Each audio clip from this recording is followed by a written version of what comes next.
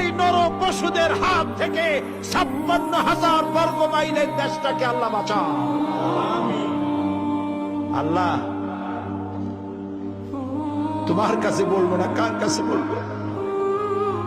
এই পৃথিবীতে যত মুসলমান দেশ আছে, প্রত্যেকটি মুসলিম দেশের পাশে আরো অনেকগুলি মুসলিম দেশ আছে। তুমি আমাদের দিকে একটু তাকায় দেখো তো, আমরা কোথায়?